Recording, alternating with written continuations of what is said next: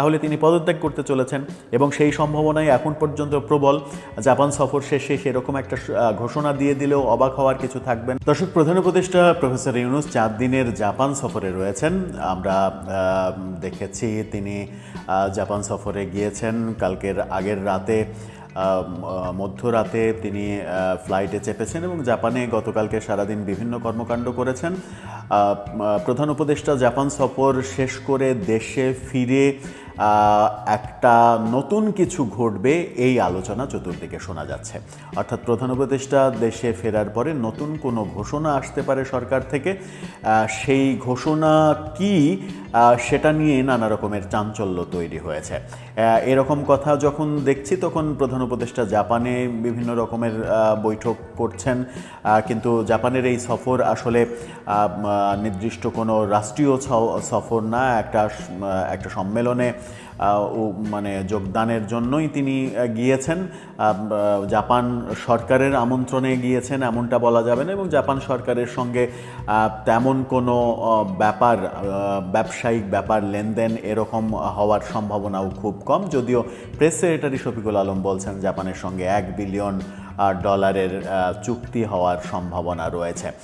এরকম সম্ভাবনার কথা প্রতিটা বিদেশ সফরের প্রাক্কালেই তিনি বলেছেন, কিন্তু কোনোটাই আমরা বাস্তবায়ন হতে দেখিনি। এবারও তেমনটা হবে এরকমটা অনেকে বলছেন, কিন্তু জাপান সফর থেকে ফিরে আসার পরে দেশে নতুন কিছু ঘটবে এই আলোচনা রয়েছে।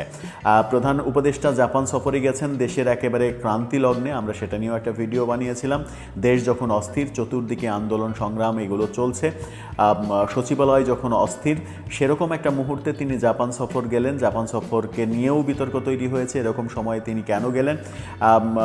জাপান সফর যখন রাজনৈতিকভাবে দেশে উত্তেজনা ছড়াচ্ছে তখন জাপান সফরটা আদতেও প্রয়োজন ছিল কিনা এরকম আলোচনার মাঝে তিনি গিয়েছেন, কিন্তু দেশে ফিরে নতুন কিছু ঘটবে এরকম প্রত্যাশা অনেকে করছেন। কিন্তু সেই নতুন কিছুটা কি ঘটতে চলেছে জাপান সফর শেষে দেশে আসার পরে প্রফেসর ইউনূস কি ঘোষণা করতে চলেছেন সেই আলোচনা করব এই ভিডিওতে।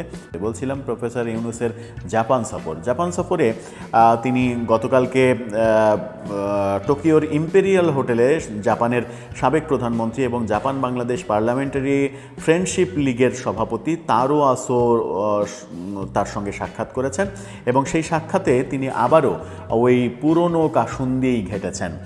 জুনের মধ্যে নির্বাচন হবে, জুনের মধ্যে বাংলাদেশ সরকার বাংলাদেশে নির্বাচন করবেন, সেই কথাই আবার পুনর্ব্যক্ত করেছেন। এমনটাই প্রেস ব্রিফিংয়ে প্রেস উইং থেকে জানানো হয়েছে। অর্থাৎ সরকারের অবস্থান এতটুকু পরিবর্তন হয়নি, বরং সরকার বিভিন্ন রাজনৈতিক দলগুলোর সঙ্গে যে বৈঠক করেছেন সেই বৈঠকে আরও বেশি শক্তিশালী হয়েছে এমন ধারণা করা হচ্ছে এবং সরকার যে সংখ্যাতত্ত্বের ভিত্তিতে বিচার করছে রাজনৈতিক দলগুলো, সেটাও এখন দিনের আলোর মতো পরিষ্কার।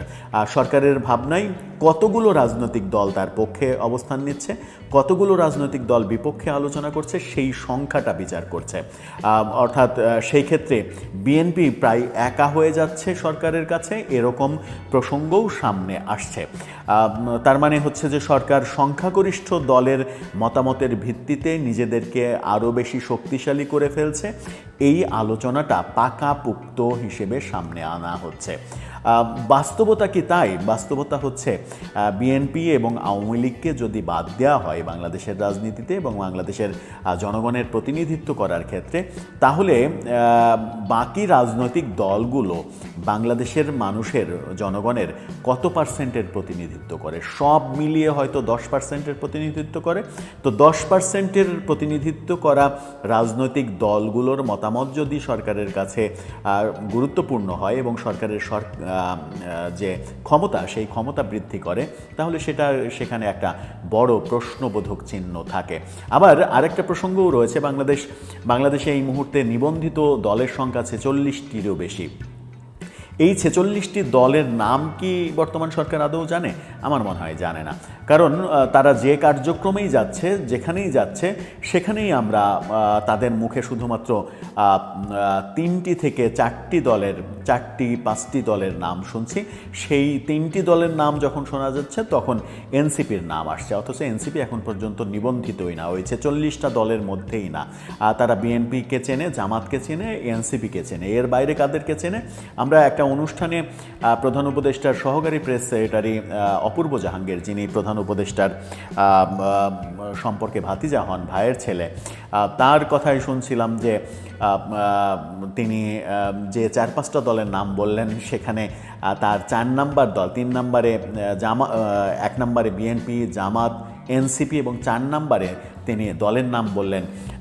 একটা ইস্যুতে বললেন যে বিভিন্ন দলই তো কথা বলছে, বিএনপি কথা বলছে, জামাত কথা বলছে, এনসিপি কথা বলছে, এবি পার্টি কথা বলছে, এবি পার্টির নাম তিনি 4 নম্বরে বলেছেন। তার মানে হচ্ছে এবি পার্টি সরকারের বেশ কাছের একটা পার্টি।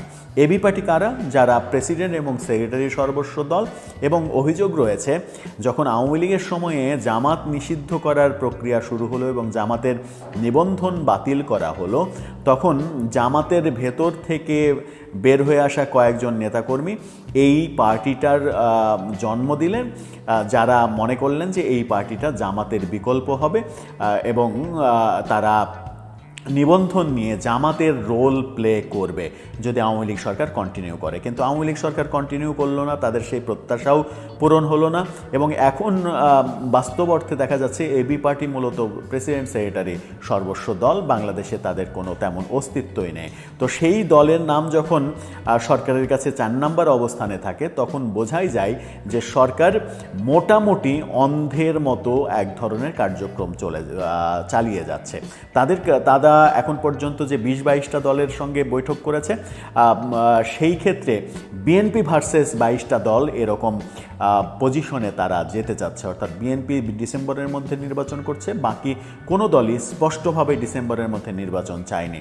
সুতরাং বিএনপিকে একটা মাত্র দল এবং বাকি 22টাকে 22টা দল এরকম আখ্যা দেওয়ার চেষ্টা করছে। অপূর্ব জাহাঙ্গীরের সেই কথার মাধ্যমেও সেটা স্পষ্ট হয়েছে যে তারা সংখ্যানুপাতিক দৃষ্টিতে দেখছে দলগুলোকে, বাংলাদেশের জনগণের প্রতিনিধিত্ব কত পার্সেন্ট কে করছে সেই অনুপাতে দেখছে না। তার মানে সরকার এক ধরনের বোকার স্বর্গরাজ্যে বাস করছে। গতকালকে আমরা যখন বিএনপির তারুণ্যের সমাবেশ দেখেছি, তখন দেখেছি লক্ষ লক্ষ জনতার অংশগ্রহণ। বিএনপি বাদ দিয়ে আর কোনো দলের পক্ষে মানে রাজনৈতিক দল যারা রয়েছে, হ্যাঁ হেফাজত ইসলাম যেহেতু রাজনৈতিক দল নয়, হেফাজত ইসলাম যদি ডাক দেয় তাহলে ঢাকায় লক্ষ লক্ষ লোকের সমাবেশ করতে পারে সারা দেশে তারা। তাছাড়া কেউ কি ঢাকায় এত বড় সমাবেশ করার ক্ষমতা রাখে? জামাতও কোনো ক্ষেত্রে হয়তো মানে তাদেরকে টাইম দিলে, সারা দেশ থেকে লোকজন আনলে একটা বড় সমাবেশ করার ক্ষমতা রাখে। কিন্তু বিএনপিকে বাদ দিলে, তারপরে যদি জামাতকে বাদ দেওয়া যায়, হেফাজত যেহেতু রাজনৈতিক দল নয়, এমন কোনো রাজনৈতিক দল রয়েছে যে ঢাকায় তাদের 10,000 লোকের সমাবেশ করার ক্ষমতা রয়েছে? আমার মনে হয় নেই, কোনো দলেরই নেই। তো কোনো দলেরই যেহেতু নেই, সেহেতু কোন প্রেক্ষাপটে সরকার সংখ্যানুপাতিক মানে রাজনৈতিক দলের সংখ্যা বিবেচনা করছে, যে কতটা রাজনৈতিক দল সরকারকে সাপোর্ট করলো, কতটা রাজনৈতিক দল সরকারকে সাপোর্ট করলো না, এইভাবে বিচার যখন করছে, তখন সরকারের একগুঁয়ে অবস্থা বোঝা যাচ্ছে। আবার অনেকে বলছেন জাপান সফর শেষে প্রধান উপদেষ্টা দেশে ফিরে নতুন কোনো সিদ্ধান্ত ঘোষণা করতে পারেন।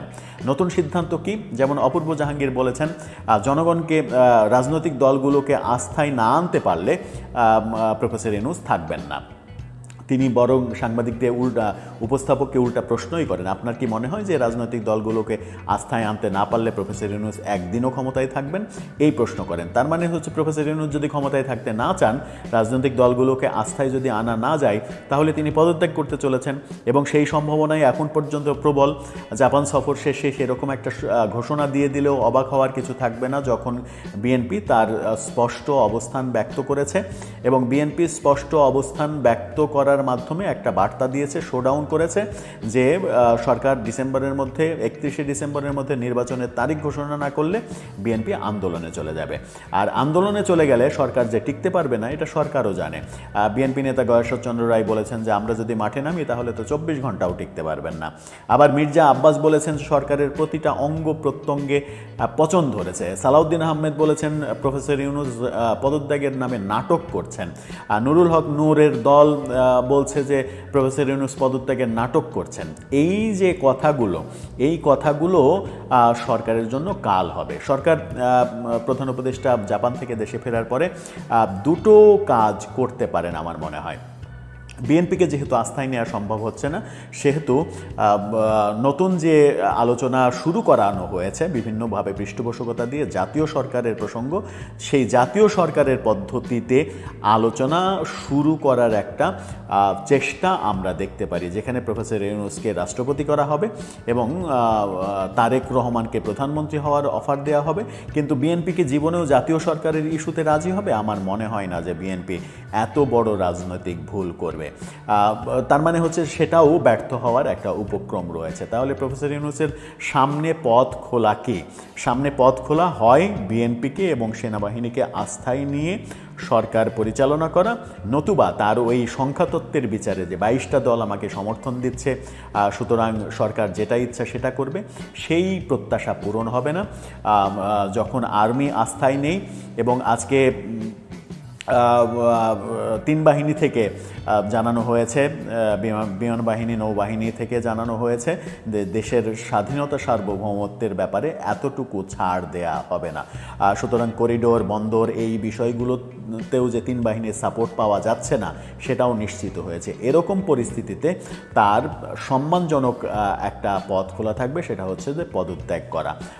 সেই পদত্যাগ করার ইস্যুতেই কি প্রধান বিচারপতির সঙ্গে তিনি বৈঠক করেছিলেন এবং প্রধান বিচারপতি পরবর্তীতে রাষ্ট্রপতির সঙ্গে বৈঠক করেছিলেন, যেন প্রধান উপদেষ্টা পদত্যাগ করলে সাংবিধানিক সংকট তৈরি হবে কিনা, নাকি এই সরকারের মধ্য থেকে আরেকজন প্রধান উপদেষ্টা তৈরি হবে, নাকি এই সরকার ভেঙে দিয়ে নতুন করে আরেকটা তত্ত্বাবধায়ক সরকার গঠন করা হবে 90 দিনের জন্য, যারা শুধুমাত্র নির্বাচনের কাজ করবে। এই প্রসঙ্গগুলো সামনে এসে যাচ্ছে। প্রফেসর ইউনূসের সরকার এখন পর্যন্ত যতগুলো পদক্ষেপ নিয়েছে, যেমন সংস্কারের কথা যদি বলি, তাহলে সংস্কারের টপ 13টা যে পয়েন্ট, সেই টপ 13টা পয়েন্টেই সমাধান হয়নি, বিএনপি একটাতেও রাজি হয়নি। সুতরাং সংস্কার কার্যক্রমও আগানো সম্ভব হচ্ছে না। বিচার একদিনের কাজ নয়, তাড়াহুড়া করে বিচার করতে গেলে আন্তর্জাতিকভাবে প্রশ্নবিদ্ধ হবে এবং সেই প্রশ্নবিদ্ধ বিচার পরবর্তীতে আমরা এমন চিত্র দেখতেও পারি যে আজকে কোনো একজনের ফাঁসির আদেশ দেওয়া হলো, তারপরে পট পরিবর্তনের পরে বীর বিক্রমে তিনি কয়েকদিনের মধ্যে জেল থেকে বেরিয়ে এসে শাহবাগে দাঁড়িয়ে বললেন যে আমি আজ মুক্ত, আমি আজ পাখির ডানা মেলে উড়ে বেড়াবো, আমাকে বাধা দেওয়ার কে আছে। সেরকম পরিস্থিতি যদি আমরা দেখি তাহলে অবাক হওয়ার তো কিছু থাকবে না, কারণ সেরকম উদাহরণ বাংলাদেশে অলরেডি ঘটে গেছে।